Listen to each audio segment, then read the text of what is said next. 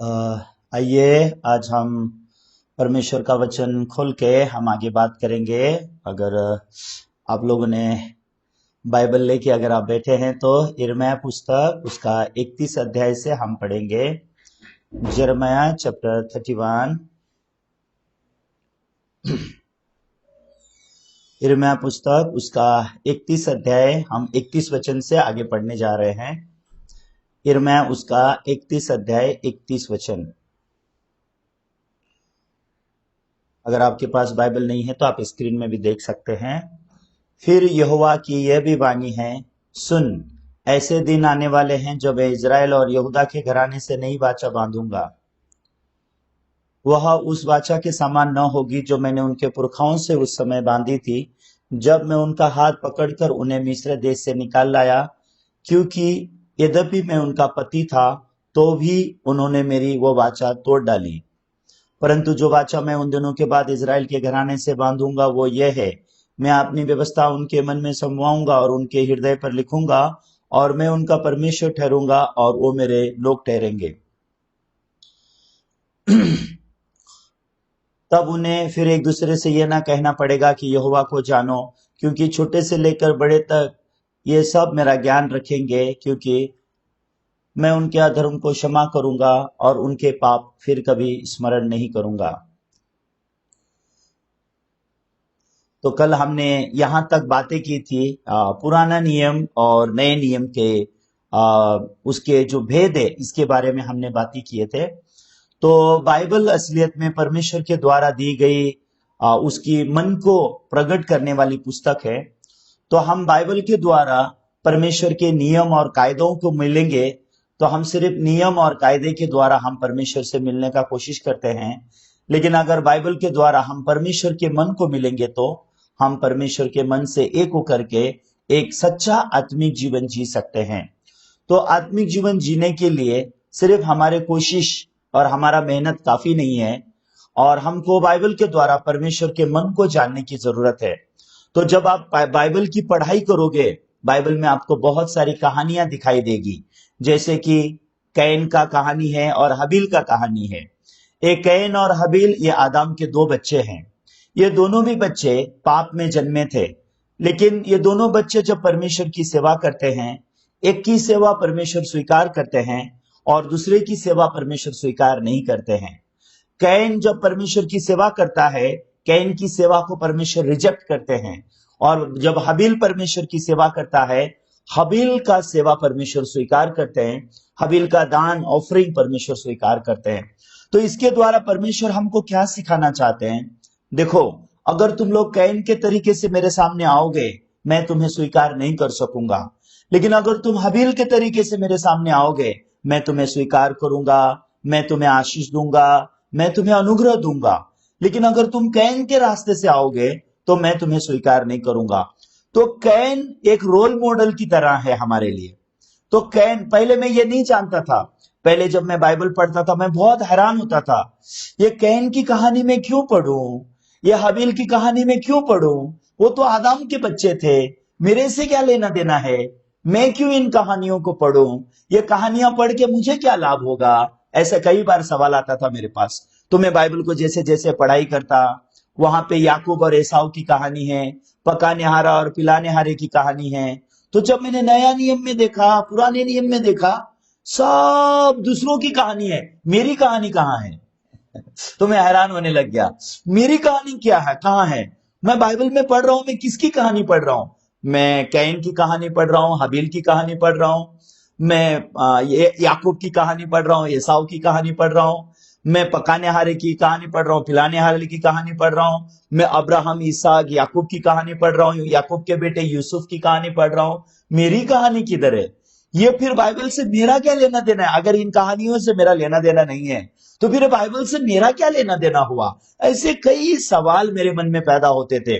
जब मैंने एक बार बाइबल पढ़ा, दो बार बाइबल पढ़ा, 5 बार बाइबल पढ़ा, 10 बार बाइबल पढ़ा, 20 बार बाइबल पढ़ा, 30 बार बाइबल पढ़ा, 50 बार बाइबल पढ़ा, तो उसके बाद बाइबल के द्वारा मुझे परमेश्वर का मन का दुनिया दिखाई देने लगा। उसके बाद मैं परमेश्वर के मन के नजदीक जाने लगा। तो उस समय मुझे क्या दिखाई देने लगा? हाँ, मेरा आत्मिक जीवन एग्जैक्टली कैन के जैसा है। मैं कैन की तरह परमेश्वर के सामने जी रहा हूं। इसके लिए परमेश्वर मेरा स्वीकार नहीं कर रहे हैं। मैं परमेश्वर के द्वारा आशीष पाने के रास्ते पे नहीं जा रहा हूं। मैं सच में परमेश्वर के मन से बहुत दूर जा रहा हूं। लेकिन हबील का रास्ता तो परमेश्वर स्वीकार करते हैं। हबील के विश्वास को तो परमेश्वर स्वीकार करते हैं। तो मैंने मेरे आत्मिक जीवन में बहुत लंबा समय कैन का आत्मिक जीवन भी जिया, और बहुत लंबा समय उसके बाद मुझे जब परमेश्वर ने जानने दिया तो मैंने हबील का आत्मिक जीवन सीखा। तो परमेश्वर ने क्यों कैन और हबील की कहानी हमारे लिए लिख के रखी है? कैन तो ये दुनिया में है नहीं, हबील भी इस दुनिया में नहीं है, याकूब भी इस दुनिया में नहीं है, एसाव भी इस दुनिया में नहीं है। फिर इन कहानियों के साथ हम क्या सीखें? इन कहानियों के द्वारा हमको क्या पता चलने का जरूरत है?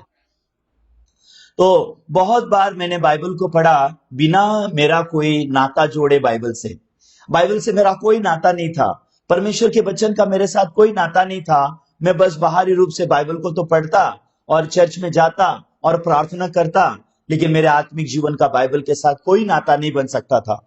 लेकिन जैसा समय बीतता गया, मैंने क्या जाना, मैं आत्मिक जीवन तो जी रहा हूं, मैं परमेश्वर की सेवा तो कर रहा हूं, मैं चर्च में तो जा रहा हूं, लेकिन मेरा आत्मिक जीवन किसकी तरह है? कैन की तरह है। इसके लिए जितना भी मैंने कष्ट किया, अगर आप देखोगे कैन ने बहुत परमेश्वर के लिए कष्ट किया। तो कैन ने परमेश्वर के लिए बहुत कष्ट किया। उस समय में हथियार नहीं होते थे। जमीन में खेती करने के लिए हाथ से जमीन की खुदाई करनी पड़ती थी। तो जमीन से फल फूल ये सब लाने के लिए कैन को कहां मेहनत करना पड़ता? जमीन में मेहनत करना पड़ता। अगर आप कैन के ऑफरिंग को देखोगे परमेश्वर के सामने लेके जाकर के, उसने जमीन के अच्छी से अच्छी फलों को लेकर के गया। लेकिन अगर आप हबील को देखोगे तो वो मेमने का लहू और उसकी चर्बी को लेके गया, ऐसा बोल के लिखा है। तो हबील के ऑफरिंग में कोई मेहनत नहीं है, लेकिन कैन का ऑफरिंग बहुत मेहनत का है।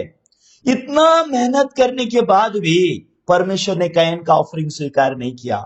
लेकिन हबील ने कोई मेहनत नहीं की, हबील ने कोई दुख नहीं उठाया, फिर भी हबील का ऑफरिंग परमेश्वर ने स्वीकार किया।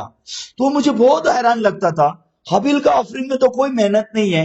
हबील तो बस एक मेमने को लेके जाता है, वो मेमने का चर्बी और उसका लहू, ऐसे लिखा है बाइबल में, मेमने के चर्बी और उसको लहू को लेकर के वो परमेश्वर के सामने गया, और मेमने को तो वो हबील को तो स्वीकार किया गया। तो ये बात समझने के लिए मुझे लंबा समय लगा, ये बात को जानने के लिए कि ये मेमना किसका चित्र है? ये मेमना यीशु मसीह का चित्र है। तो हबील किसको दर्शाता है? हबील यीशु के लहू पर विश्वास करने वाले को दर्शाता है। हबील किसको दर्शाता है? जो परमेश्वर के सामने यीशु के लहू से और पवित्र आत्मा के द्वारा परमेश्वर के सामने खड़ा रहता है। लेकिन कैन किसको दर्शाता है? वो आदमी को दर्शाता है जो अपना सहारा मेहनत करता है परमेश्वर के सामने। मैंने उपवास किया, मैंने प्रार्थना किया, मैंने दान दिया, मैंने परमेश्वर की सेवा की, ऐसे कर्मों को लेके परमेश्वर के सामने खड़ा रहता है और बोलता है, परमेश्वर मैंने 40 दिन उपवास रखा, मुझे आशीष दो। परमेश्वर मैंने प्रार्थना की, मुझे आशीष दो। परमेश्वर मैंने इतना दान दिया, मुझे आशीर्वाद दो। मैंने ये किया, मैंने वो किया।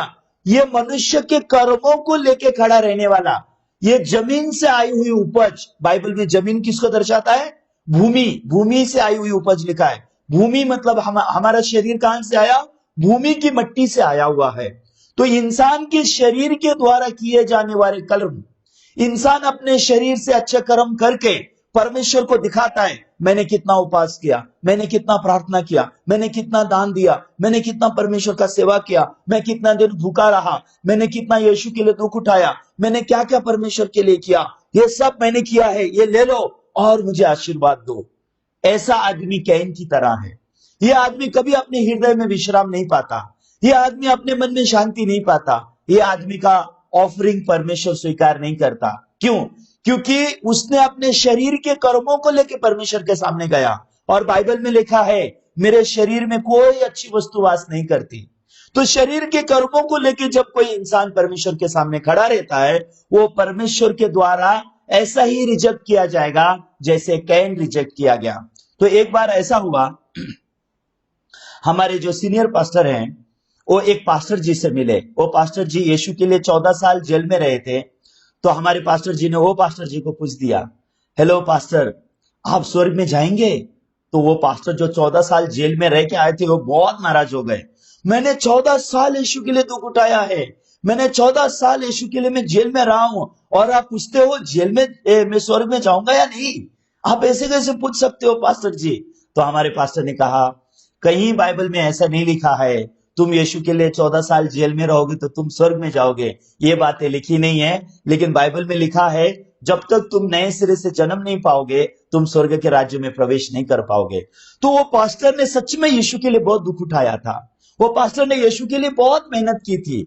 लेकिन यीशु के लिए दुख उठाना, यीशु के लिए मेहनत करना, यीशु के लिए काम करना, उसके द्वारा हम स्वर्ग में नहीं जा सकते। तो स्वर्ग हमको कैसे मिलती है? यीशु के लहू के द्वारा हमारे पाप धुलने चाहिए, और यीशु की पवित्र आत्मा के द्वारा ही हम स्वर्ग में प्रवेश कर सकते हैं। तो कैन का आत्मिक जीवन ये मनुष्य के मेहनत से जिया जाने वाला आत्मिक जीवन को दिखाता है, और हबील का आत्मिक जीवन जो मेमने का लहू और उसकी चर्बी लेके परमेश्वर के सामने खड़ा रहना, मतलब वो मेमना यीशु को दर्शाता है, मेमने का लहू यीशु के लहू को दर्शाता है, मेमने की चर्बी ये पवित्र आत्मा को दर्शाता है। जो इंसान परमेश्वर के सामने मानेगा, हे ईश्वर मैं पाप में जन्मा हूं क्योंकि मैं आदम का बीज हूं, मैं आदम का बीज हूं, इसके लिए मैं पाप में जन्मा हूं, मेरे पाप में धो नहीं सकता, मेरे पाप आपके बेटे यीशु जो परमेश्वर का मेमना है, वो परमेश्वर के मेमने ने मेरे पाप अपने ऊपर लिया, और मेरे पाप को लेके परमेश्वर का मेमना जो यीशु है वो क्रूस पर बलिदान हुआ, उसके क्रूस पर से बहाए हुए लहू से मेरे पाप धुल गए और मुझे धर्मी बनाया गया, मुझे पवित्र बनाया गया। वो विश्वास के द्वारा परमेश्वर के सामने जीने वाले इंसान के बारे में दिखाया गया। लेकिन हम सब इंसान पाप में जन्मे हैं। इस संसार में हम जन्मने के बाद हम क्या सोचते हैं पता है आपको?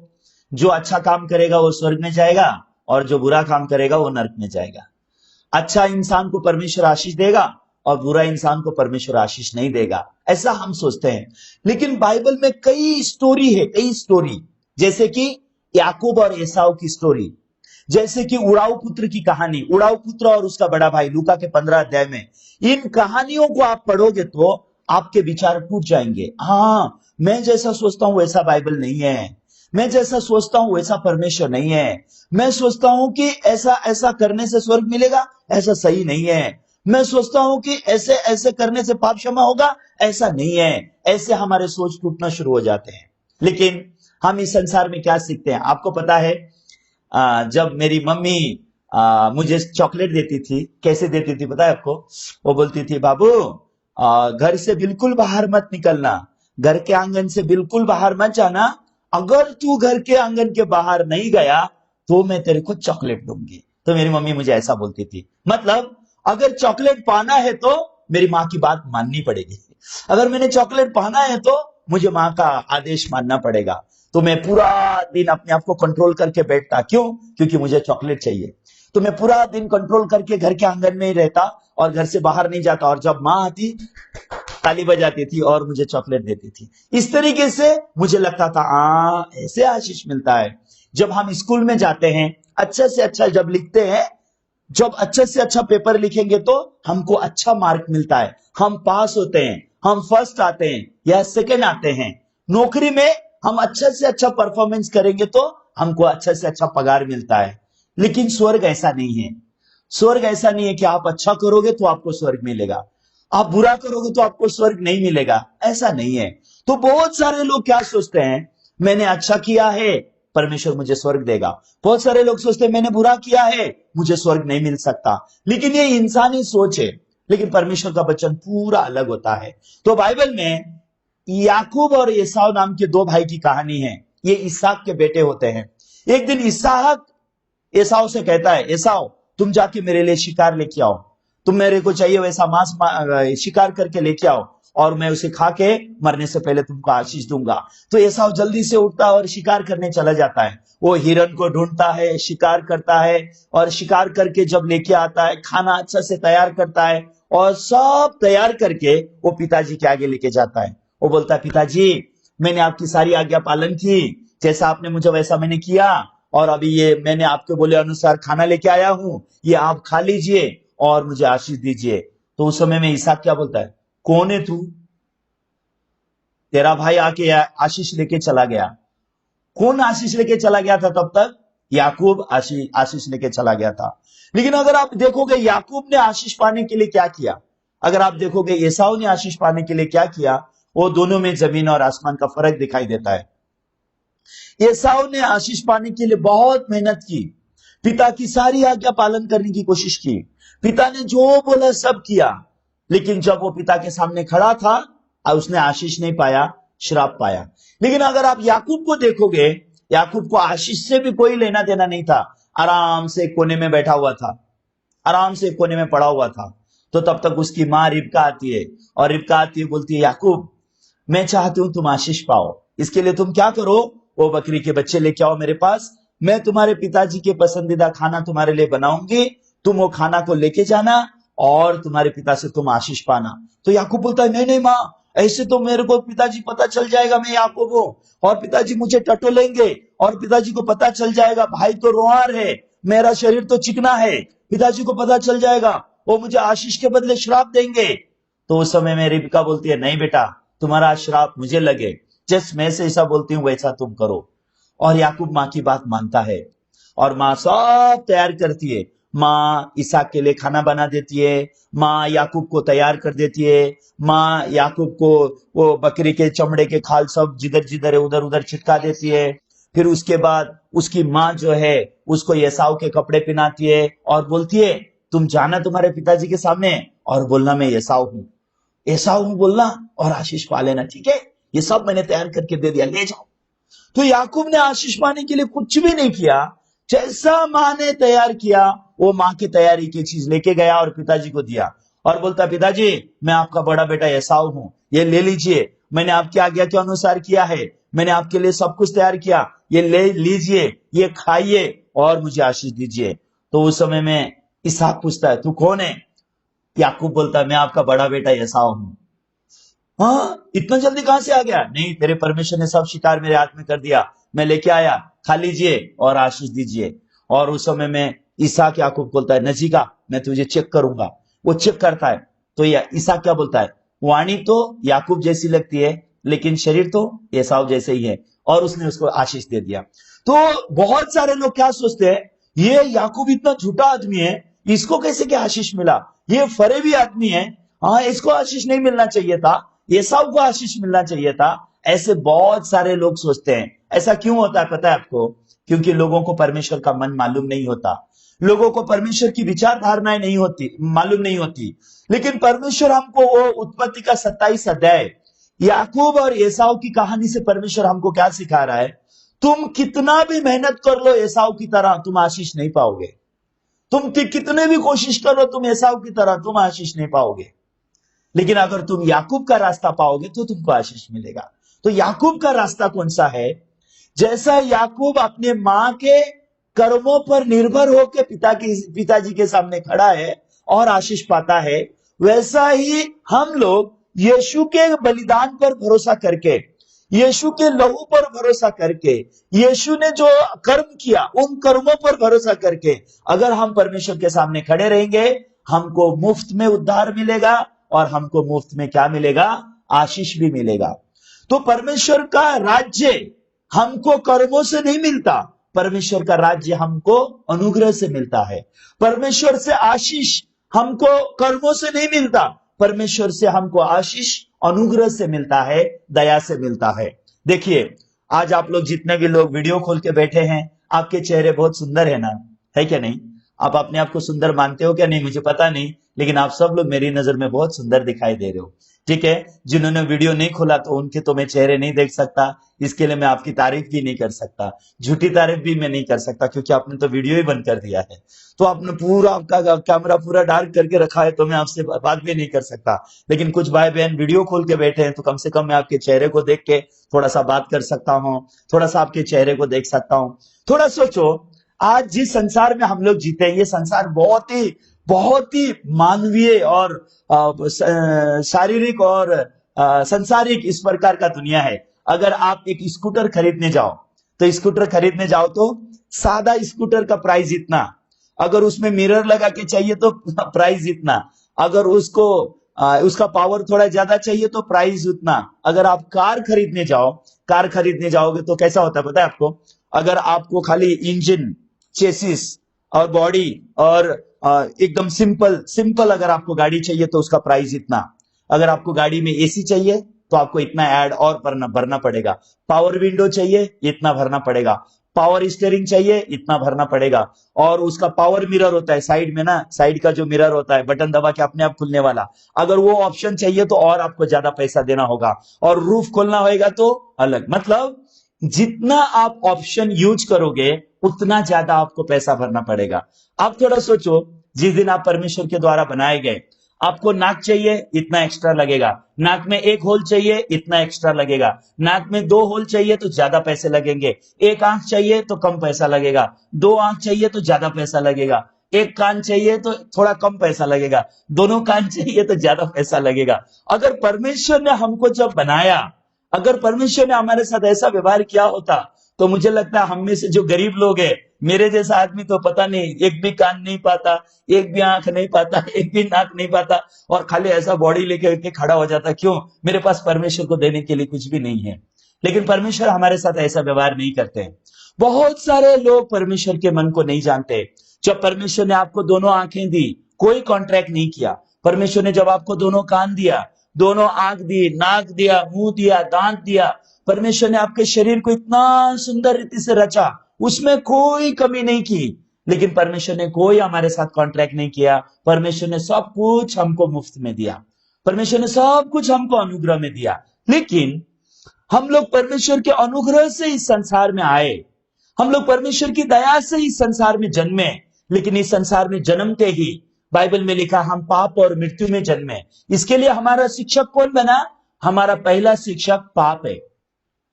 हमको पहला सिखाने वाला कौन है? यीशु मसीह हमारे जीवन में आके, यीशु हमें सिखाने के बदले, यीशु हमें परमेश्वर के बारे में जो सिखाते हैं वो पूरा अलग है।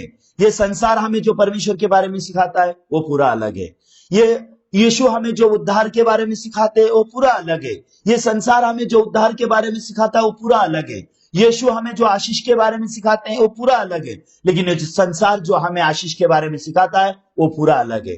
तो ये संसार हमको क्या सिखाता है? अगर तुमको स्वर्ग में जाना है तो तुमको एसाव की तरह मेहनत करना पड़ेगा। लेकिन बाइबल हमको क्या सिखाता है? अगर तुम एसाव की तरह बने तो तुम लोग श्राप पाओगे, लेकिन अगर तुम याकूब की तरह रहोगे तो तुम आशीष पाओगे। तो परमेश्वर हमारे विचार धारणाओं को तोड़ देते हैं। क्यों? क्योंकि हमारे विचार ये परमेश्वर के विचार नहीं है। तो इस संसार में बहुत सारे लोग आत्मिक जीवन जीते समय मानवीय विचार धारणाओं से आत्मिक जीवन जीते हैं। इसके लिए वो ईश्वर को भी अपने जैसा सोचते हैं। इसलिए वो सोचते हैं मैं अच्छा करूंगा ईश्वर मुझे आशीष देगा, मैंने बुरा किया ये वो ईश्वर मुझे श्राप दे देगा। हाँ, मैंने अच्छा किया है तो मैं हकदार हूं, अगर मैंने बुरा किया तो मैं श्राप मिलेगा। इतना ही कंसेप्शन में आज हम लोग अपने आत्मिक जीवन को जीते हैं। लेकिन बाइबल के नजदीक अगर आप जाओगे, बाइबल से अगर आप परमेश्वर के बारे में सीखोगे, यीशु से आप अगर स्वर्ग के बारे में सीखोगे, यीशु के दृष्टांतों को आप देखो, स्वर्ग का राज्य कैसा है। मत्ती के 22 अध्याय में अगर आप देखते हो तो वहां पे यीशु ने कहा स्वर्ग का राज्य एक राजा के समान है जिसने अपने पुत्र का विवाह की तैयारी कर दी और अपने दासों को बोला जाओ जाके लोगों को बुला के लेके आओ। इतना ही है। वो सारी तैयारी किसने की? राजा ने की। लोगों को क्या करना था? वो न्योता स्वीकार करना था और जाना था। अगर आप यीशु की शिक्षा देखोगे, स्वर्ग फ्री में है। यीशु की शिक्षा देखोगे तो स्वर्ग हमको मुफ्त में मिलता है, उद्धार हमको मुफ्त में मिलता है, पापों की क्षमा हमको मुफ्त में मिलती है। लेकिन अगर आप इस शरीर और संसार से सीखोगे तो आप बहुत परेशान हो जाओगे और अंत में आपको क्या नहीं मिलेगा? स्वर्ग भी नहीं मिलेगा, अनंत जीवन भी नहीं मिलेगा। हम ऐसी स्थिति में गिरे बिना नहीं रह सकते। इसके लिए सबसे जरूरी बात क्या है? सबसे जरूरी बात यह है कि हम बाइबल से उद्धार के बारे में सीखें, हम यीशु से परमेश्वर के बारे में सीखें। अगर आप देखोगे बाइबल में इफिसियों की पुस्तक, इफिसियों, आइए थोड़ा हम इफिसियों की पुस्तक 2 अध्याय एक बार देखेंगे। इफिसियंस चैप्टर 2, इफिसियों उसका 2 अध्याय 8 वचन अगर आप देखेंगे तो क्या लिखा है? ऐसे लिखा है, क्योंकि विश्वास के द्वारा अनुग्रह ही से तुम्हारा उद्धार हुआ है और यह तुम्हारी ओर से नहीं वरना परमेश्वर का दान है। तो यहां पे लिखा है क्योंकि विश्वास के द्वारा अनुग्रह ही से तुम्हारा उद्धार हुआ है और यह तुम्हारी ओर से नहीं, यह परमेश्वर का दान है। आगे 9 वचन में लिखा है, और न कर्मों के कारण ऐसा ना हो कि कोई घमंड करे। इसका मतलब क्या है? अगर कोई कर्म करके उद्धार पाएगा तो वो इंसान घमंड करेगा। तो इसलिए परमेश्वर ने कर्मों से उद्धार नहीं बनाया।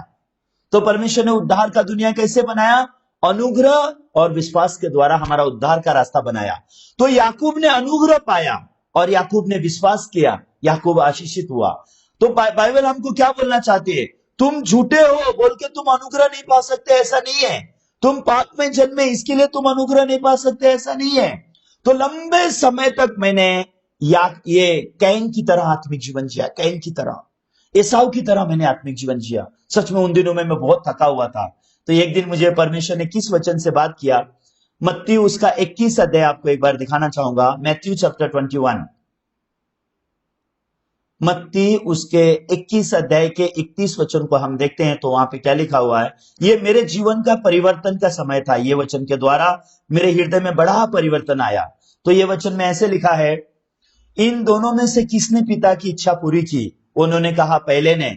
यीशु ने उनसे कहा, मैं तुमसे सच सच कहता हूं, महसूल लेने वाले और वेश्याएं परमेश्वर के राज्य में तुमसे पहले प्रवेश करते हैं। तो ये वचन में अगर आप देखोगे तो क्या लिखा है? मैं तुमसे सच सच कहता हूं, महसूल लेने वाले और वेश्या लोग तुमसे पहले परमेश्वर के राज्य में प्रवेश करेंगे। क्या हम कभी ऐसे सोच सकते हैं क्या? जैसा परमेश्वर के वचन में बोलता है। पास्टर जी आप क्या सोचते हैं? एक वेश्या को जाके आप बोल सकते हैं क्या, ओ वेश्या बहन आप भी स्वर्ग में जा सकती हैं? ऐसे एक पास्टर जाके प्रचार करेंगे क्या? हाँ, चोर भाई तुम भी स्वर्ग में जा सकते हो, एक पास्टर ऐसा प्रचार करेगा क्या?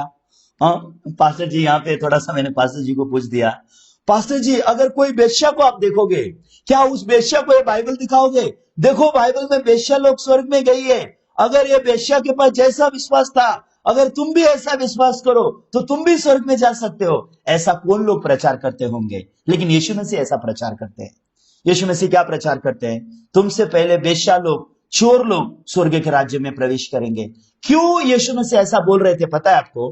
क्योंकि उस समय के सारे चर्च जाने वाले लोग, उस समय के सारे परमेश्वर पर विश्वास करने वाले लोग, वो लोग ऐसे सोचते थे, हम परमेश्वर की 10 आज्ञाओं को पालन करेंगे फिर हम स्वर्ग में जाएंगे, हम परमेश्वर की व्यवस्था को पालन करेंगे फिर हम स्वर्ग में जाएंगे। लेकिन असलियत में कोई भी इंसान कर्म करके स्वर्ग में नहीं जा सकता। कर्मों के द्वारा वो स्वर्ग में नहीं जा सकता। क्यों? क्योंकि इंसान पाप में जन्मा है। पाप में जन्मा हुआ इंसान ऐसे कर्म नहीं कर सकता जिस कर्मों से उसको स्वर्ग मिले। तो इंसान को क्या समझने की जरूरत है? मैं पाप में जन्मा हूं, इसके लिए मैं कितने भी अच्छे कर्म करूं, मैं ये क्वालिफिकेशन में नहीं पहुंचता कि मैं स्वर्ग में जा सकूं। तो मुझे स्वर्ग कैसे मिलना है? अनुग्रह से मिलना है, दया से मिलना है। मैं स्वर्ग मेरे कर्मों से नहीं पा सकता। तो आज लोगों को क्यों स्वर्ग नहीं मिल रहा है? क्योंकि वो लोग कोशिश कर रहे हैं स्वर्ग पाने के लिए। क्यों लोगों को उद्धार नहीं मिलता? क्योंकि लोग कोशिश कर रहे हैं, वो उपवास करने की कोशिश कर रहे हैं, दान देने की कोशिश कर रहे हैं, 10 आज्ञा पालन करने की कोशिश कर रहे हैं, परमेश्वर की सेवा करने की कोशिश कर रहे हैं, लेकिन पापी के पापी रह जाते हैं। क्यों? क्योंकि उनका कोशिश उनका पाप नहीं धोता, उनका कोशिश उनका उद्धार नहीं करता। 10 साल कोशिश किया, याकूब की तरह वो लोग नहीं जाते, एसाव की तरह मेहनत करते हैं। वो लोग हबील की तरह नहीं जाते, वो लोग कैन की तरह कोशिश करते हैं। वो लोग बस मेहनत करते हैं, कष्ट करते हैं, मेहनत करते हैं, कष्ट करते हैं, और पापी के पापी रह जाते हैं। और बाद में सोचते हैं शायद मैं चुना हुआ नहीं हूं, शायद मेरे लिए स्वर्ग नहीं है, शायद मेरे लिए नरक ही होगा, शायद मैं पाप से जीत नहीं सकता, इसके लिए मैं स्वर्ग नहीं जा सकता। उनको बाइबल में वचन दिखता ही नहीं है, तुमसे पहले महसूल लेने वाले और वेश्या लोग स्वर्ग के राज्य में जाएंगे, ये वचन दिखाई नहीं देता। वेश्या अगर स्वर्ग में जा सकती है तो मैं क्यों नहीं? चोर स्वर्ग में जा सकता है तो मैं क्यों नहीं? वो कैसे वो लोग स्वर्ग में गए? वो लोग ने अनुग्रह पाया, वो लोग ने यीशु के लहू पर विश्वास किया, यीशु के लहू पे विश्वास किया कि यीशु के लहू से मेरे पाप धुल गए। उन्होंने अनुग्रह पाया परमेश्वर से, हे परमेश्वर आपके अनुग्रह से हमको स्वर्ग मिला, यीशु के लहू के कारण मेरे पाप धुल गए, यीशु के पवित्र आत्मा के कारण हमको स्वर्ग मिल रहा है। लेकिन बहुत सारे लोग ऐसे सोचे कि नहीं हमने भी कुछ तो करना चाहिए। तो माफ कीजिए ऐसा बोलने के लिए, लेकिन कुछ लोग बोलते हैं हाँ मैं मुफ्त में, मुझे कुछ नहीं चाहिए, मैं मेरे मेहनत के फल खाऊंगा, मैं मेहनत से करूंगा। ऐसा गुरूर लगता है ना, थोड़ा अच्छा लगता है, अच्छा नहीं लगता है? मैं मेरे को फुकट में कुछ नहीं चाहिए। हाँ, बच्चा भी माँ के आगे ऐसा बोलना चाहता है ना, क्या मेरे को फुकट में कुछ नहीं चाहिए, जब बड़ा होऊंगा ना कमा के दूंगा तेरे को, ऐसा करके बच्चा भी बोलना चाहता है ना। तो हम इंसान के पास एटीट्यूड है हमारा, हमको मुफ्त में कुछ भी नहीं चाहिए, लेकिन स्वर्ग तो मुफ्त में ही मिलता है। क्यों? क्योंकि स्वर्ग में जाने के लिए हम कुछ भी नहीं कर सकते। तो परमेश्वर हमको क्या बोलना चाहता है, जैसे तुम्हें मैंने मुफ्त में तुम्हारी माँ के गर्भ में बनाया, मुफ्त में बनाया कि कुछ पैसे वैसे दिए थे माँ के गर्भ में आने के लिए? हाँ, नाक में 2 होल बनाने के लिए, कान में आंख आंख में 2 आंख बनने के लिए, 2 कान बनने के लिए परमेश्वर को थोड़ा सा घूस दिया था क्या हम लोग ने? मुझे नहीं लगता आप में से माँ के पेट में से किसने कुछ दिया होगा। हमने किसी ने भी कुछ भी नहीं दिया, सब कुछ अनुग्रह से हमको मिला। हमें परिवार भी परमेश्वर के अनुग्रह से मिला, हमको माँ बाप भी परमेश्वर के अनुग्रह से मिला, हमें जो भी इस संसार में मिला प्रभु की दया से मिला। तो आप क्या सोचते हो, उद्धार कैसे मिलेगा? उद्धार आपके कर्मों से मिलेगा? नहीं, बाइबल में लिखा है उद्धार हमको कैसे मिलेगा? अनुग्रह और विश्वास के द्वारा ही हमको उद्धार मिलता है, कर्मों के कारण नहीं, कर्मों के कारण नहीं, कर्म करके नहीं मिलेगा।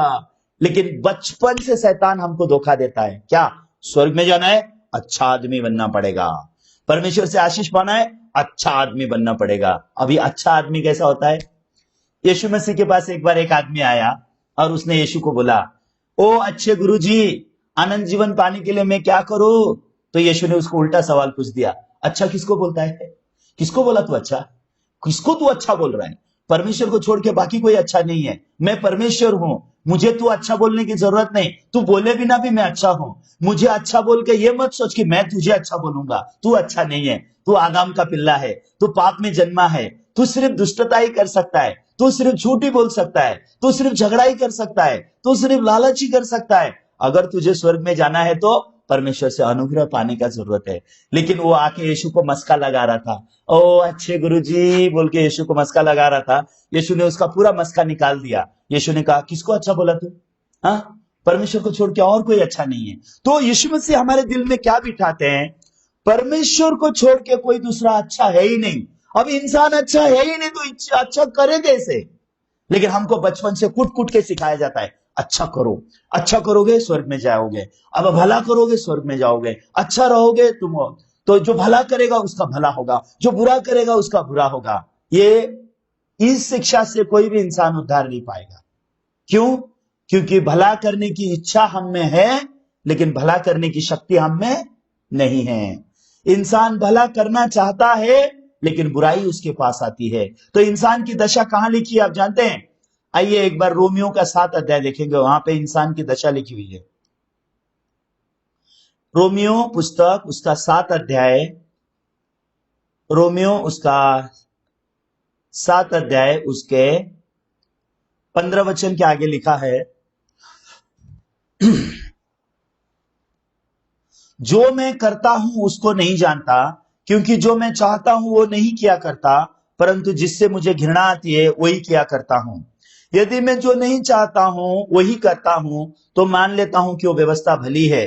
तो ऐसी दशा में करने वाला मैं नहीं, वरन पाप है जो मुझ में बसा हुआ है। क्योंकि मैं जानता हूं कि मुझ में अर्थात मेरे शरीर में कोई अच्छी वस्तु वास नहीं करती। इच्छा तो मुझ में है, परंतु भले काम मुझसे बन नहीं पड़ते हैं। तो परमेश्वर ने पौलुस को क्या सिखाया? पौलुस को एक बात सिखाया परमेश्वर ने, और पौलुस क्या बोलने लग गया? क्योंकि मैं जानता हूं, क्या जानता है पौलुस? कि मुझ में अर्थात मेरे शरीर में कोई भी अच्छी वस्तु वास नहीं करती। अच्छा करने की इच्छा मुझ में है, लेकिन अच्छे काम मुझसे बन नहीं पड़ते। क्या बोल रहा है? मैं अच्छा करने की इच्छा रखता हूं, इसका मतलब ये नहीं कि मैं अच्छा हूं। तो पौलुस की जिंदगी में परमेश्वर ने पौलुस को क्या जानने दिया? पौलुस तू अच्छा आदमी नहीं है, तू अच्छा करके स्वर्ग नहीं जा सकता, तू अच्छा बन के स्वर्ग नहीं जा सकता, अच्छाई करके तुझे स्वर्ग नहीं मिलेगी। अगर तुझे स्वर्ग चाहिए तो कैसे चाहिए? अनुग्रह से तुझे स्वर्ग पाना है। तुझे आशीष चाहिए तो कैसे पाना है? आशीष तुझे अनुग्रह के द्वारा पाना है। तो बाइबल को अगर हम लोग एक एक करके ऐसा पढ़ेंगे तो हमको बाइबल के द्वारा सटीकता से ये बात समझ में आती है कि सच में हमारा सोच और परमेश्वर का वचन में जमीन और आसमान का फर्क है। तो आज मैंने आपसे यिर्मयाह उसके 31 अध्याय 31 वचन के बारे में बात किया। मैं फिर से एक बार उसके बारे में बात करना चाहूंगा। आइए यिर्मयाह उसके 31 के 31 में पढ़ेंगे, क्या लिखा है? फिर यहोवा की यह भी वाणी है, सुन ऐसे दिन आने वाले हैं जब मैं इजराइल और यहूदा के घराने से नई वाचा बांधूंगा। तो अभी यहाँ पे परमेश्वर बोल रहे हैं मैं नई वाचा बांधूंगा। क्यों परमेश्वर नई वाचा बांधना चाहते हैं? क्योंकि पुरानी जो वाचा है, पुरानी वाचा के द्वारा इंसान श्रापित हो गया, पुरानी वाचा के द्वारा इंसान के ऊपर श्राप आया, पुरानी वाचा के द्वारा इंसान ने पाप का ज्ञान पाया, लेकिन पुरानी वाचा को इंसान पाल नहीं सका। वो लिखा है 32 वचन में कि पुरानी वाचा इंसान पाल नहीं सका। तो अगर 32 वचन में देखोगे तो लिखा है वह उस वाचा के समान न होगी जो मैंने उनके पुरखाओं से उस समय बांधी थी, जब मैं उनका हाथ पकड़कर उन्हें मिस्र देश से निकाल लाया, क्योंकि यद्यपि मैं उनका पति था तो भी उन्होंने मेरी वो वाचा को तोड़ दिया। तो यहाँ पे साफ रीति से लिखा है इजराइल लोगों ने परमेश्वर की वाचा को तोड़ दिया, परमेश्वर के लोगों ने परमेश्वर की वाचा तोड़ दी। अभी वाचा तोड़ने के कारण क्या होता है आपको पता है? वाचा तोड़ने के कारण इंसान के ऊपर श्राप आती है। तो ये वाचा जब परमेश्वर ने दिया था, उस समय परमेश्वर ने इजराइल लोगों को जब वाचा दिया तो उस समय क्या हालात थे आप जानते हैं? आइए निर्गमन उसके 25 अध्याय में देखेंगे। जब परमेश्वर ने ये वाचा दिया था, 10 आज्ञा दी थी, उस समय परमेश्वर ने क्या कहा था? आइए निर्गमन उसका 25 अध्याय 10 वचन पढ़ेंगे। Exodus chapter 25। ये वो समय है जब परमेश्वर ने ये 10 आज्ञा का वाचा बना के दिया था इंसान को। निर्गमन उसका 25 अध्याय उसका 10 वचन के आगे देखिए, एक एक करके पढ़ेंगे। लिखा है बाबुल की लकड़ी का एक संदूक बनाया जाए, उसकी लंबाई 2.5 हाथ और उसकी चौड़ाई ऊंचाई 1.5 हाथ की हो, और उसको चोखे सोने से भीतर और बाहर मढ़वाना, और संदूक के ऊपर चारों ओर सोने की बाड़ बनवाना, और सोने की 4 कड़े लगवाकर उसके चारों पायों पर एक और 2 कड़े और दूसरी ओर भी 2 कड़े लगवाना। फिर बाबुल की लकड़ी का एक डंडा बनवाना और उन्हें भी सोने से मढ़वाना, और डंडों की संदूक को दोनों ओर के कड़ों में डालना, जिससे उनके बल संदूक उठाया जाए। वो डंडे संदूक के कड़ों में लगे रहें और उससे अलग ना किए जाएं। और जो साक्षी पात्र मैं तुझे दूंगा उसे उसी संदूक पे रखना। फिर चोखे सोने की एक प्रायश्चित का ढकना बनवाना, उसकी लंबाई 2.5 हाथ और चौड़ाई 1.5 हाथ की हो, और 2 सोना ढालकर 2 करूब बनवाकर प्रायश्चित के ढकने के दोनों सिरों पर लगवाना। एक करूब एक सीने पर और दूसरा करूब दूसरे सिरे पर लगवाना, और करूब को और प्रायश्चित के ढकने को एक ही टुकड़े से बनाकर उसके दोनों सिरों पर लगवाना। उन करूबों को पंख ऊपर से ऐसे फैले हुए बने कि प्रायश्चित का ढकना उनके ढांपा रहे, उनसे ढांपा रहे, और उनका मुख आमने सामने प्रायश्चित के ढकने की ओर रहे। और प्रायश्चित के ढकने को संदूक के ऊपर लगवाना, और जो साक्षी पात्र मैं तुझे दूंगा उसे संदूक के भीतर रखना। मैं उसके ऊपर रहकर तुझसे मिला करूंगा, और इजरायलियों के लिए जितनी आज्ञाएं मुझे तुझको देनी है उन सबों के विषय में प्रायश्चित के ढकने के ऊपर से और उन करूबों के बीच में जो साक्षी पात्र के संदूक पर होंगे तुझसे वार्तालाप किया करूंगा। तो यहाँ पे अगर आप देखोगे तो परमेश्वर ने जब मूसा को वो 10 आज्ञा दी, उसको क्या कहा गया पता है आपको? 10 आज्ञाओं को बाइबल में क्या कहा है? उसको कहा गया है वो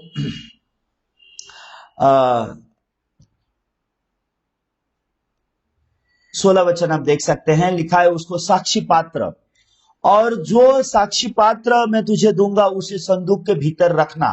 ओके, तो आज मैं आपके साथ ज्यादा बात तो नहीं कर पाऊंगा, लेकिन 10 आज्ञा और वो संदूक के बारे में बात करना चाहता हूं। संदूक के बारे में तो परमेश्वर ने मूसा को सीनै पर्वत पर ये 10 आज्ञा दी। तो जब परमेश्वर ने मूसा को सीनै पर्वत पर ये 10 आज्ञा दी, ये 10 आज्ञा लेके जिस समय मूसा नीचे आया, क्या हुआ आप जानते हैं? जब मूसा ये 10 आज्ञा को लेके आया उस दिन क्या हुआ आप जानते हैं? 3000 इजरायली लोग मर गए, क्योंकि इसमें जो आज्ञा लिखी थी वो आज्ञा ऑलरेडी इजराइल लोगों ने तोड़ा हुआ था ऑलरेडी। ये 10 आज्ञा आने से पहले ही इजरायली लोग इसमें लिखी हुई आज्ञाओं को तोड़े हुए थे।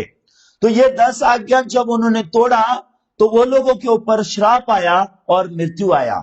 इसलिए बाइबल में जो मूसा ने जो 10 आज्ञा लेके आया था उसको पाप और मृत्यु की व्यवस्था कहा गया है। अभी आज अगर आप देखोगे तो बहुत सारे लोग ये 10 आज्ञा को क्या करते हैं? ये 10 आज्ञा का अच्छा से वो लोग पार्टी बनाते हैं, ये 10 आज्ञा अपने घर में लगाते हैं, और लोग सोचते हैं कि ये 10 आज्ञा को क्या करेंगे, पालन करेंगे, लेकिन ये 10 आज्ञा को कोई भी पालन नहीं कर सकता। जिस दिन 10 आज्ञा को लेके मूसा नीचे आया, उस दिन 3000 लोग मर गए। और उसी समय मूसा ने क्या किया, वो 10 आज्ञा की पार्टी को क्या कर दिया, उसने तोड़ दिया। इसलिए अगर आप देखोगे 10 आज्ञा की ये जो पार्टी है वो दोबारा लिखी गई है, परमेश्वर ने दूसरे टाइम भी लिख के उनको दिया है। तो इसका उद्देश्य क्या था, जब परमेश्वर ने मूसा से कहा ये 10 आज्ञा तो जब तू नीचे लेके जाएगा तो क्या करना, ये तू संदूक बनाना, परमेश्वर ने बोला। तो यहाँ पे आपको संदूक दिखाई दे रहा है, राइट। तो मैंने ये संदूक के बारे में सब पढ़ा। अभी ये संदूक के बारे में डिटेल बात करने का अभी समय नहीं है, लेकिन ये संदूक को क्यों परमेश्वर ने बनाने बोला, वो संदूक के अंदर वो 10 आज्ञा की 2 साक्षी पात्र, उसको साक्षी पात्र कहा गया है, वो 10 आज्ञा की 2 पार्टी को ये संदूक के अंदर रखो बोल के बोला है। ओके, तो ये संदूक के अंदर रखना है, मतलब क्या, अगर तुम लोग ये 10 आज्ञा को लोग के मेरे पास आओगे तो तुम्हें श्राप मिलेगा। ये 10 आज्ञा के द्वारा तुम लोग मुझे मत मिलो। अगर 10 आज्ञा के द्वारा तुम लोग मिलोगे, 10 आज्ञा तो तुम तोड़ दोगे, क्योंकि 10 आज्ञा तो मनुष्य में से कोई पालन नहीं कर सकता, परमेश्वर जानते हैं। तो परमेश्वर को पता है, हालांकि मैं तुमको 10 आज्ञा दे तो रहा हूं, लेकिन ये 10 आज्ञाओं का तुम लोग पालन नहीं कर सकोगे। मूसा, जब तू ये 10 आज्ञा लेके नीचे जाएगा, ऑलरेडी लोग वो आज्ञाओं को नीचे तोड़ रहे हैं। पहले ही वो लोग ने पहली और दूसरी आज्ञा तोड़ दी है। अब वो लोग के ऊपर श्राप आएगा, अब इन लोग के ऊपर मृत्यु आएगा। इसके लिए मूसा क्या करना, 10 आज्ञा लेके तो जाना, इजराइल लोग को दिखाना, उन लोग को समझ में आएगा वो लोग पाप कर रहे, और तुरंत उन 10 आज्ञा की 2 साक्षी पात्रों को क्या करना, ओ बाबुल की लकड़ी का संदूक बना के उसमें सारा सोने से उसको ढक के उसको तुरंत क्या करना, उसको संदूक के अंदर डाल देना और ऊपर से उसको ढकना लगा देना। और वो ढकने को क्या बोला है बाइबल में, प्रायश्चित का ढकना बोल के बोला गया है। तो परमेश्वर ने, आप देखिए फिर से मैं आपको वचन में दिखाऊंगा, जब परमेश्वर ने ये संदूक बनाने के लिए बोला, संदूक बनाते समय परमेश्वर ने क्या वचन बोला है, ये देखेंगे। पहला 16 वचन देखेंगे, क्या लिखा है 16 वचन में, और जो साक्षी पात्र मैं तुझे दूंगा उसे संदूक के अंदर रखना।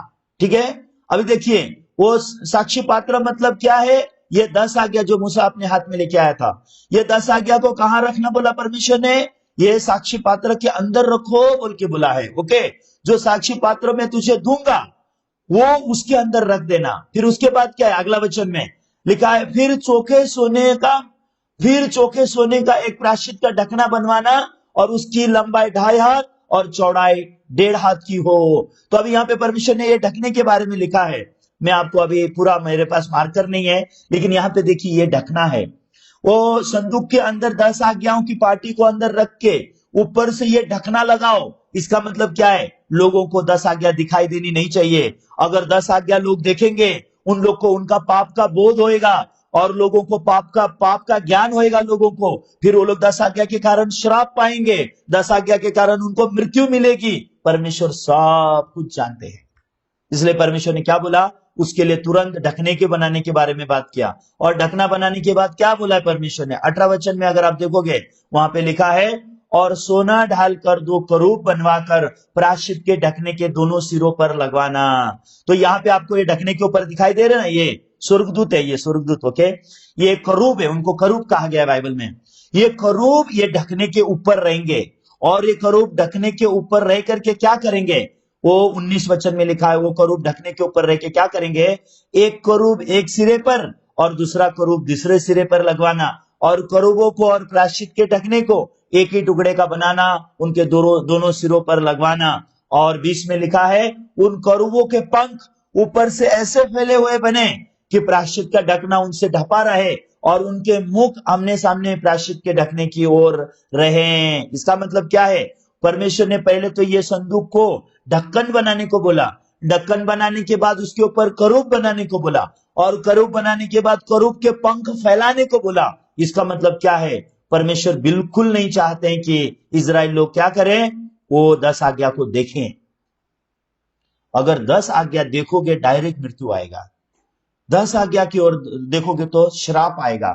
आज बहुत सारे कलीसिया के लोग 10 आज्ञा पालन करने का कोशिश करते हैं, जो 10 आज्ञा इन इतने 1000 सालों में किसी ने भी पालन नहीं किया है।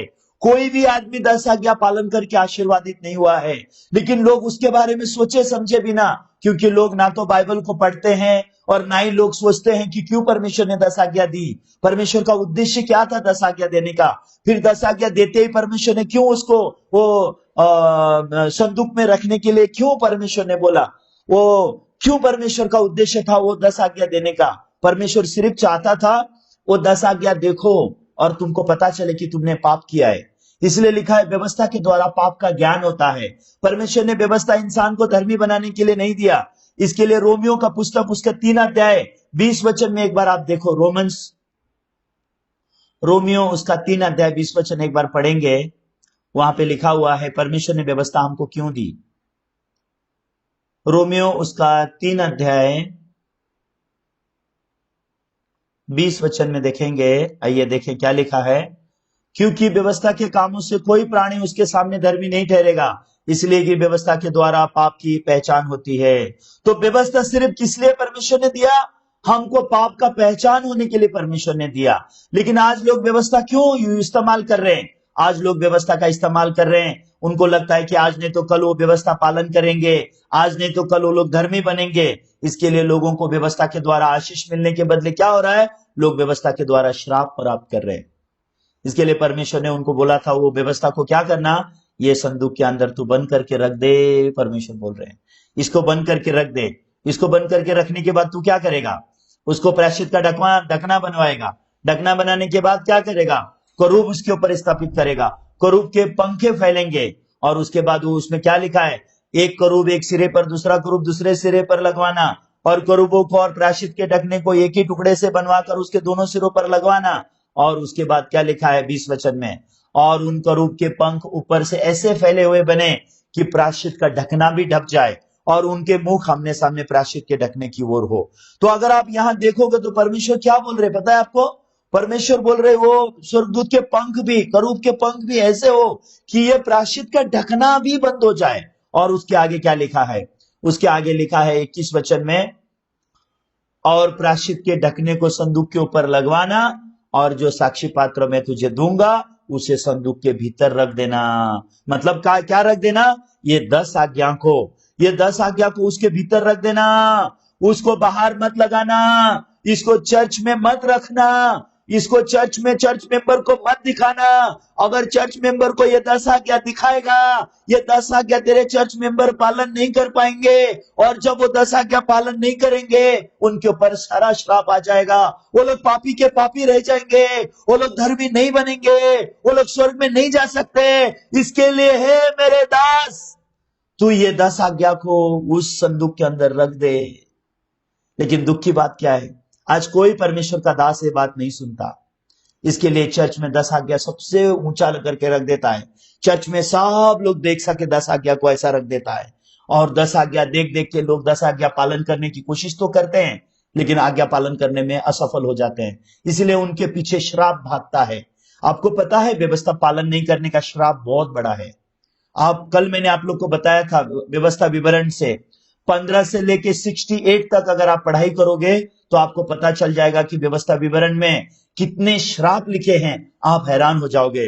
आज 99% मसीह लोग श्रापित होने का कारण है क्योंकि वो लोग व्यवस्था के अधीन में जी रहे हैं। उन्होंने व्यवस्था को उस बाचा के संदूक के अंदर वो लोग ने नहीं रखा, लेकिन परमेश्वर ने कहा था उसे ये संदूक के ऊपर, इस संदूक के अंदर वो रख देना, साक्षी पात्र उसके अंदर रख देना। और उसके बाद परमेश्वर ने क्या बोला? उसका ढकना लगा देना, उसको अंदर रख देना।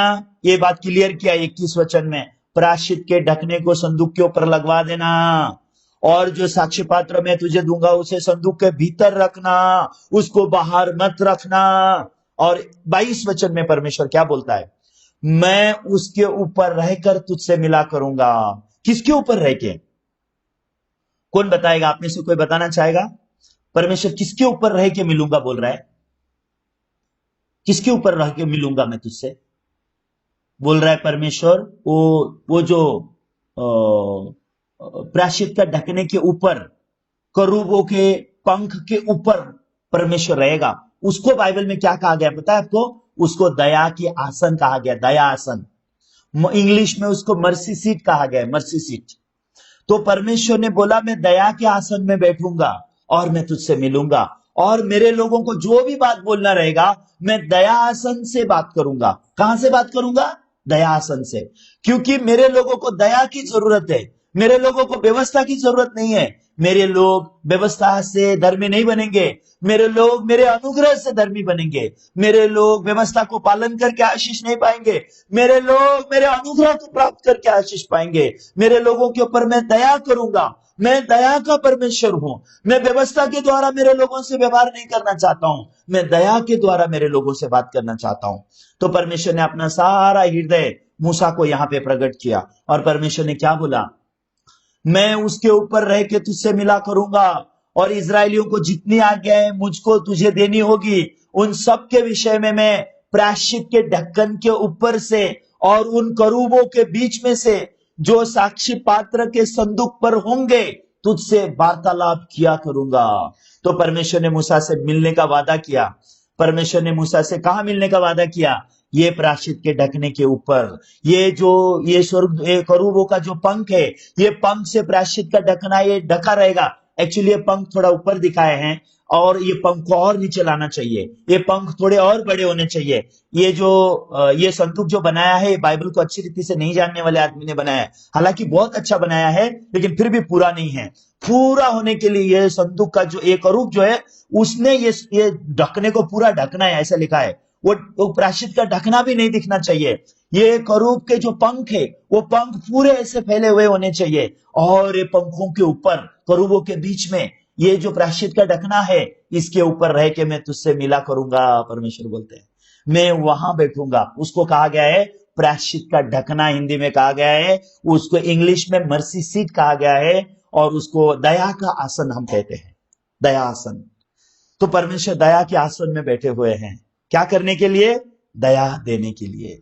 परमेश्वर ने दया देने के लिए वहां पे बैठे हैं। इसलिए जो लोग 10 आज्ञा के द्वारा परमेश्वर से मिलना चाहेंगे वो सब लोग श्रापित होंगे, लेकिन जो लोग परमेश्वर के दयासन के सामने जाएंगे वो सब परमेश्वर से अनुग्रह पाएंगे, वो सब लोग परमेश्वर से दया पाएंगे, और दया पा करके वो लोग क्या होंगे? और दया के अनुग्रह के द्वारा वो लोग क्या करेंगे? अनंत जीवन पाएंगे। अनुग्रह के द्वारा वो क्या करेंगे? परमेश्वर से आशीष प्राप्त करेंगे। तो अभी मैं आप लोग से एक सवाल पूछना चाहता हूं। आप लोग सभी लोग बात करेंगे तो थोड़ा गड़बड़ हो जाएगा।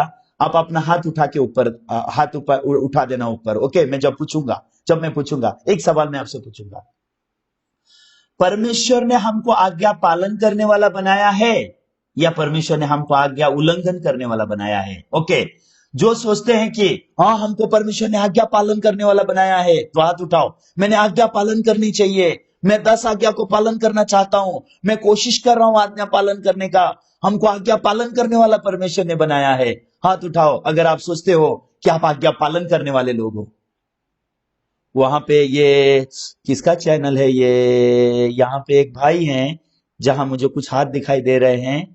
ये शायद से कौन से भाई है? अश्वा सोना भाई के फैमिली से कोई हाथ उठा रहे हैं, ओके। और यहाँ पे बिफ्रा बोल के बहन है शायद से, या भाई या बहन है मुझे पता नहीं, नाम किनका लिखा हुआ है, वो बहन ने भी हाथ उठाया। आप लोग अगर ऐसा सोचते हो कि परमेश्वर ने आपको आज्ञा पालन करने वाला बनाया है, तो आप लोग गलत सोच रहे हो, आप लोग गलत सोच रहे हो। रोमियो उसका 11 अध्याय 32 वचन पढ़ो, उसमें लिखा है। रोमियो उसका 11 अध्याय 32 वचन अच्छे से पढ़ो। यहां पे लिखा है, क्योंकि परमेश्वर ने सबको आज्ञा उल्लंघन का बंदी बनाकर रखा है ताकि सब पर दया करे। ओके, आपके बाइबल में भी ऐसे लिखा है क्या? आप पढ़ लो स्क्रीन में, रोमियो उसके 11 अध्याय आप देख लो। शायद आसाम का बाइबल अलग होगा, आसाम के बाइबल में कुछ अलग है क्या? देखते हैं आसाम का बाइबल, आप पढ़िए। आसाम के बाइबल में क्या लिखा है आप देखिए, क्या लिखा हुआ है? क्योंकि परमेश्वर ने सबको आज्ञा उल्लंघन का बंदी बनाकर रखा है ताकि वो सब पर दया करे। इसका मतलब क्या है? परमेश्वर हमसे आज्ञा के द्वारा मिलना चाहता है कि दया के द्वारा मिलना चाहता है? परमेश्वर हमसे दया आसन में मिलना चाहता है कि 10 आज्ञा पालन करके मिलना चाहता है? आप लोग को यह बात जानना पड़ेगा। 10 आज्ञा पालन करके परमेश्वर हमसे मिलना नहीं चाहता, इसलिए तो वो 10 आज्ञा को वो संदूक में रख दे और मैं दया आसन में बैठूंगा और मैं दयासन से मेरे लोगों से बात करूंगा। इसका मतलब क्या है? परमेश्वर बोलते हैं मैं मेरे लोगों को मेरी दया दिखाऊंगा, मैं मेरे लोगों को मेरा दया दिखाना चाहता हूं, मैं कितना दयावान ईश्वर हूं मैं ये दिखाना चाहता हूं। मेरे लोग मेरी दया प्राप्त करेंगे तब वो मेरे अनुग्रह से धर्मी ठहरेंगे। मेरे लोगों को मैं मेरे अनुग्रह के द्वारा उनका उद्धार करूंगा, मैं मेरी दया से मैं उनको आशीर्वाद दूंगा। ऐसा नहीं कि आप आज्ञा पालन करोगे तो आप धर्मी बनोगे, आज्ञा पालन करके आप कभी पवित्र नहीं बन सकोगे, आज्ञा पालन करके आपका उद्धार नहीं होगा, आज्ञा पालन करके आप कभी आशीर्वाद नहीं पा पाओगे, क्योंकि परमेश्वर ने आपको आज्ञा उल्लंघन के बंदी बनाकर रख दिया है। किसने आपको आज्ञा पालन नहीं करने वाला बनाया? तो एक दिन मैं बाइबल सेमिनार ले रहा था, तो बाइबल सेमिनार में मैंने ऐसा ही पूछ दिया, आपको आज्ञा उल्लंघन करने वाला किसने बना दिया? तो सब लोग बोलने लग गए, शैतान ने हमको आज्ञा उल्लंघन करने वाला बनाया। तो मैंने उनको पूछा, किसने तुमको सिखाया? तो बोलते हैं पता नहीं, लेकिन हमको पता चल गया। ऐसा बोलते हैं, पता नहीं हमको पता चल गया, शैतान ने हमको आज्ञा उल्लंघन करने वाला बनाया। तो मैंने उनको ये रोमियो 11 अध्याय 32 वचन दिखाया। तो रोमियो 11 अध्याय 32 वचन में क्या लिखा है? किसने हमको आज्ञा उल्लंघन करने वाला बना दिया? क्योंकि परमेश्वर ने सबको आज्ञा उल्लंघन का बंदी बना दिया। किसने हमको आज्ञा उल्लंघन का बंदी बना दिया? परमेश्वर ने हमको आज्ञा उल्लंघन का बंदी बनाकर रखा ताकि हम सब पर दया करे। इसका मतलब क्या है? परमेश्वर चाहता है कि हम जाने परमेश्वर कहां हमसे मिलना चाहता है? दया के सिंहासन में, मर्सी सीट।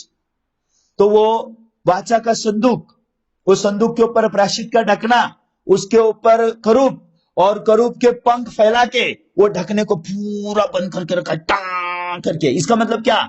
ये ढकने को मत खोलना, इसमें से 10 आज्ञा मत निकालना। ये ढकना खोल दिया श्राप आ जाएगा, ये ढकना खोल दिया मृत्यु आ जाएगा। 10 आज्ञा को देखा थरथराएगा, थरथराएगा। 10 आज्ञा को देखा डरेगा, 10 आज्ञा को देखा पापी का पापी रह जाएगा, 10 आज्ञा को देखा तो मर जाएगा। इसलिए उसको पाप और मृत्यु की व्यवस्था कही गई है, पाप और मृत्यु की व्यवस्था। तो पाप और मृत्यु की व्यवस्था हमको कभी धर्मी नहीं बनाएगी। पाप और मृत्यु की व्यवस्था को परमेश्वर ने क्या बोला? उसे लेकर के वो वाचा के संदूक के अंदर रख दे, उसको ढकना लगा दे, उसको प्रायश्चित का ढकना बना के लगा दे, उसके ऊपर करूब को पंख फैला के बिठा दे और उसके ऊपर जो है वो वहां मैं बैठूंगा। वो उसको क्या कहा गया है? दया का आसन। तो परमेश्वर से मिलना है तो हमको कहां जाना है? दया आसन के सामने जाना है। 10 आज्ञा के पास मत जाना। 10 आज्ञा खोल दोगे, परमेश्वर को बैठने का जगह आप उखेड़ दे रहे हो। परमेश्वर बैठ नहीं पाएगा अगर वो ढक्कन को आप खोल दोगे, तो आपको परमेश्वर की दया नहीं मिलेगी, 10 आज्ञा का श्राप मिलेगा। तो आप लोग को ये बात सटीकता से जानने की जरूरत है, इसके बिना हम लोग आत्मिक जीवन नहीं जी सकते। इसलिए यिर्मयाह की पुस्तक में परमेश्वर ने कहा, मैं इजराइल के घराने के साथ नई वाचा बांधूंगा। पुरानी वाचा तोड़ दी लोगों ने, पुरानी वाचा से लोग श्रापित हो गए, तो मैं इजराइल के घराने के साथ क्या करूंगा? मैं नई वाचा बांधूंगा। तो नई वाचा कैसी होगी? परमेश्वर ने कहा नई वाचा, यिर्मयाह उसके 31 अध्याय 34 वचन में लिखा है। ये वचन में पढ़ के फिर उसके बाद में आपसे सवाल जवाब का समय रखेंगे। तो तब उन्हें फिर एक दूसरे से यह ना कहना पड़ेगा यहोवा को जानो, क्योंकि यहोवा की यह वाणी है, छोटे से लेकर बड़े तक सब मेरा ज्ञान रखेंगे, क्योंकि मैं उनका अधर्म क्षमा करूंगा और मैं उनका पाप स्मरण नहीं करूंगा। तो परमेश्वर दया आसन में बैठ के क्या कर रहे हैं? परमेश्वर दया के आसन में बैठ के क्या बोल रहे हैं? मैं तुम्हारे पाप कभी भी स्मरण नहीं करूंगा, मैंने तुम्हारे अधर्मों को क्षमा कर दिया। ये कैसे हो सका? परमेश्वर की दया से, परमेश्वर के अनुग्रह से। हमने 10 आज्ञा का पालन किया बोल के नहीं। हम जितना 10 आज्ञा के द्वारा परमेश्वर से मिलने का कोशिश करेंगे, हम पापी के पापी रहेंगे, हम श्रापित के श्रापित ही रहेंगे। इसके लिए 10 आज्ञा को अभी आपके चर्च ने क्या करना है? 10 आज्ञा को उठा के वाचा के संदूक में अभी बंद कर दो। हाँ, मत रखना। अगर उसको ऊपर रखोगे तो प्रॉब्लम हो जाएगा। उसको संदूक के अंदर बंद कर दो, उसको ढकना लगा दो, करूब बिठा दो, और प्रभु वो दया के सिंहासन में बैठ के आपके चर्च को आशीष देंगे। दया कोई भी पा सकता है। दया पाने के लिए हमको क्वालिफिकेशन का जरूरत नहीं है। बाइबल में लिखा, जिसके ऊपर मैं दया करना चाहूं उसके ऊपर मैं दया करूंगा।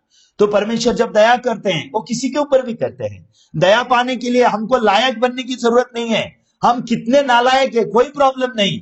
हम अपने परमेश्वर के सामने, दया के सामने जाएंगे तो सबको परमेश्वर का दया मिलेगा, सबको परमेश्वर का अनुग्रह मिलेगा।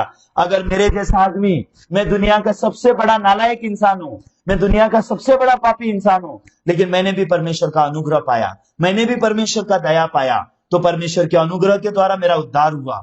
यीशु के लहू से मेरे पाप धुल गए, यीशु के बलिदान के द्वारा परमेश्वर ने मुझे धर्मी बनाया, और परमेश्वर ने मुझसे वादा किया है वो मेरे पाप और अधर्म को कभी भी याद नहीं करता। आज भी जब मैं जिंदगी जीता हूं, मैं 10 आज्ञा की तरफ देख के नहीं जीता। 10 आज्ञा को मैंने, मेरे चर्च में 10 आज्ञा कहाँ है? मेरे चर्च में 10 आज्ञा किसके अंदर है? मेरे चर्च में 10 आज्ञा वो संदूक के अंदर है। और मेरे चर्च में प्रभु कहाँ बैठा हुआ है?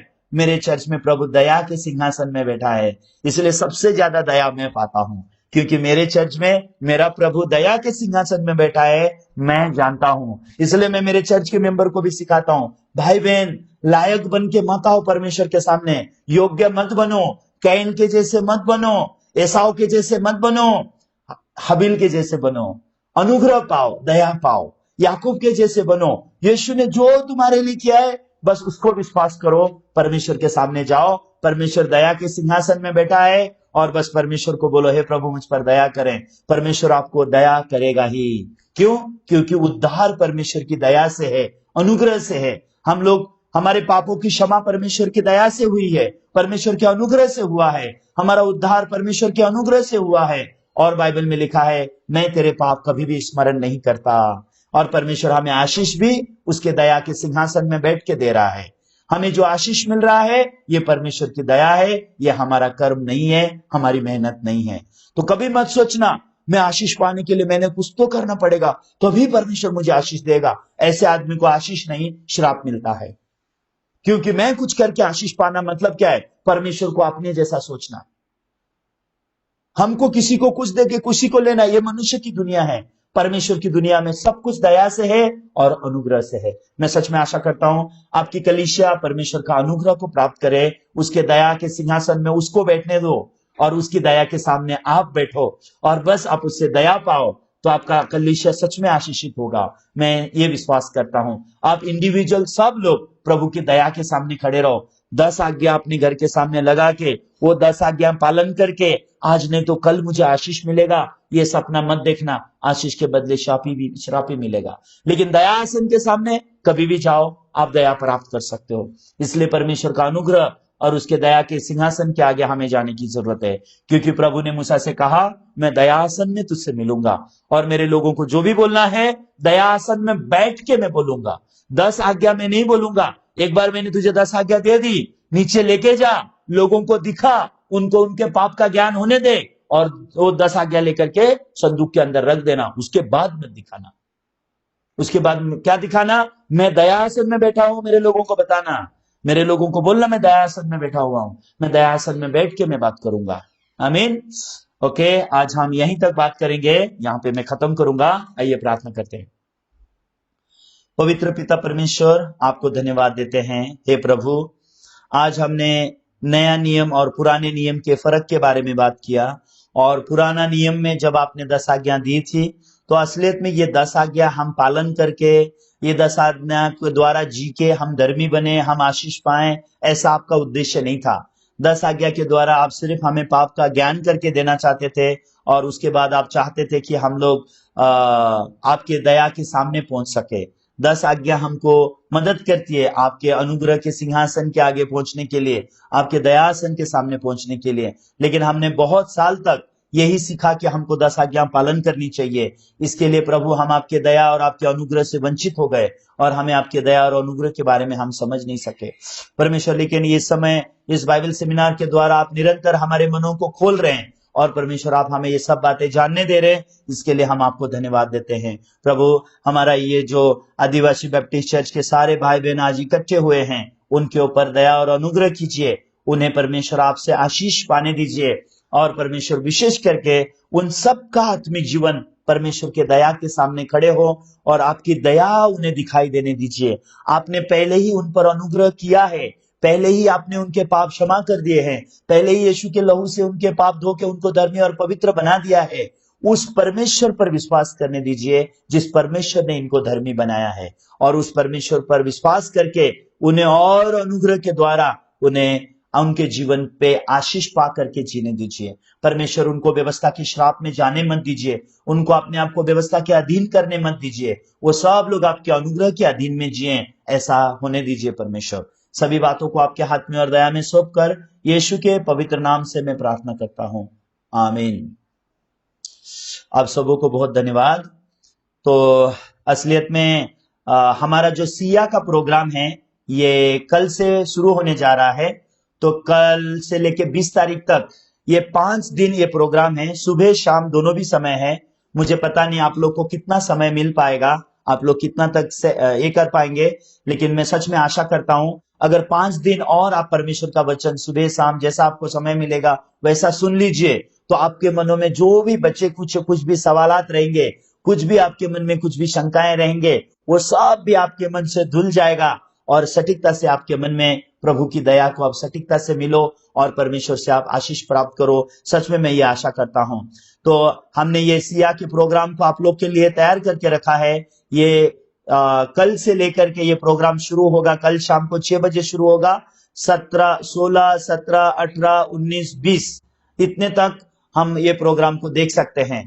तो 16, 17, 18, 19, 20 ये 20 तारीख तक है, सुबह 10 बजे है और शाम को 6 बजे भी है। तो मैं इसका जस्ट एक बार आपको वीडियो दिखाऊंगा, वो वीडियो थोड़ा आप देख लीजिए।